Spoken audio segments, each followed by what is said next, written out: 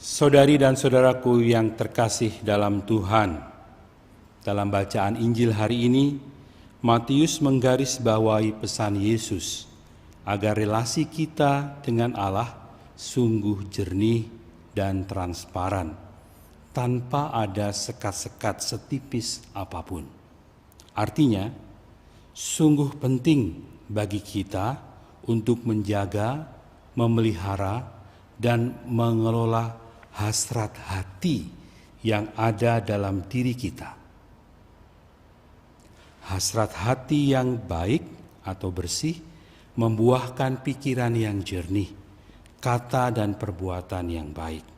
Sebaliknya, hasrat hati yang kotor atau jahat membuahkan pikiran yang semrawut, kata dan perbuatan yang jahat pula.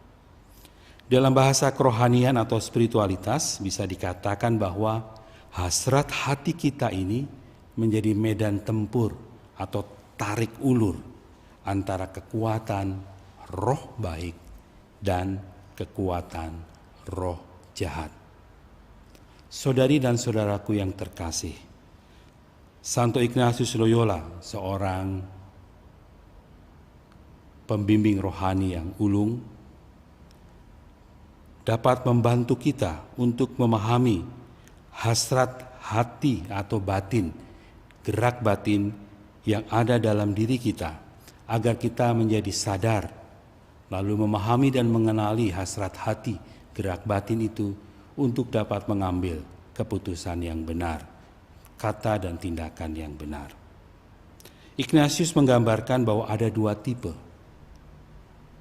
Yang pertama, orang yang menjauh dari Tuhan, selalu jatuh dari dosa besar ke dosa besar.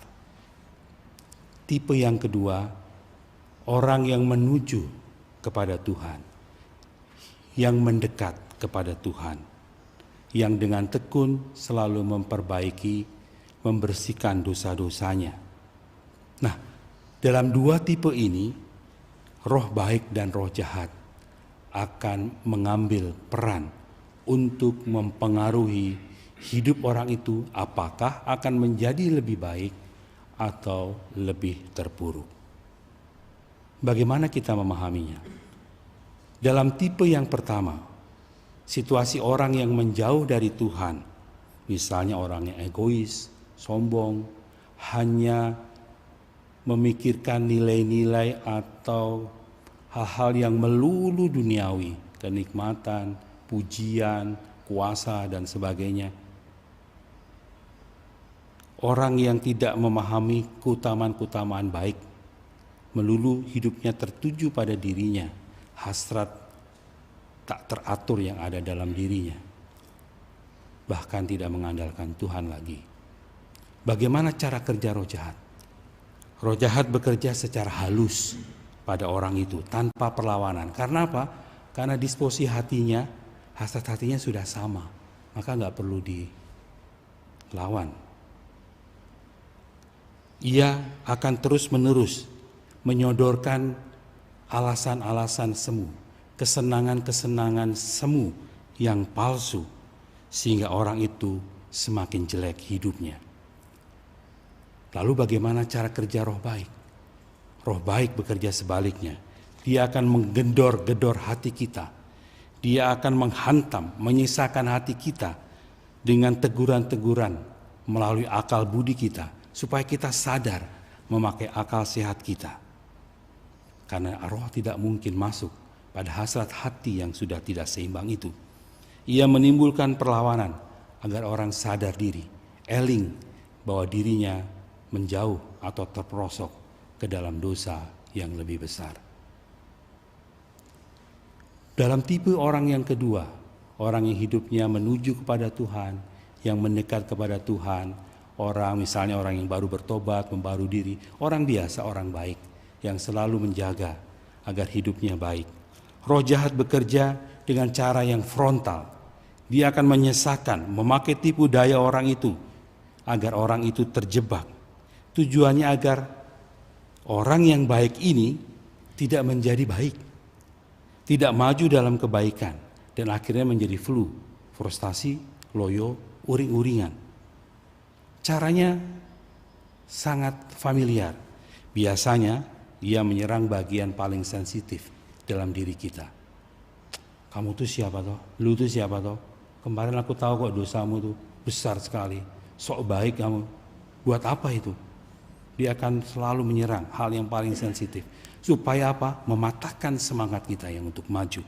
Dan akhirnya kalau itu tidak berhasil, dia akan menyerang kelemahan kodrati kita. Nafsu-nafsu manusiawi kita.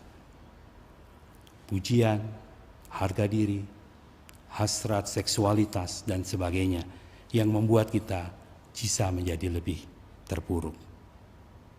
Maka dia akan membuahkan kesedihan, keraguan, hambatan, kekacauan, alasan-alasan palsu dan ketakutan-ketakutan yang tidak beralasan. Sebaiknya bagaimana cara kerja roh baik? Roh baik bekerja secara halus, memberikan semangat, dorongan, ketekutan, harapan, agar orang itu memiliki kepercayaan diri untuk mengatasi hambatan-hambatan yang dialaminya.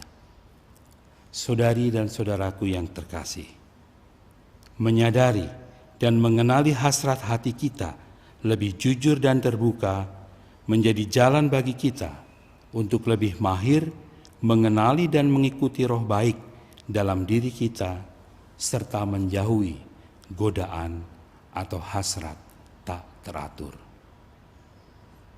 Tuhan menjaga dan melindungi kita, selalu membimbing kita untuk dapat mengenali kehendak baiknya dalam hati kita. Amin.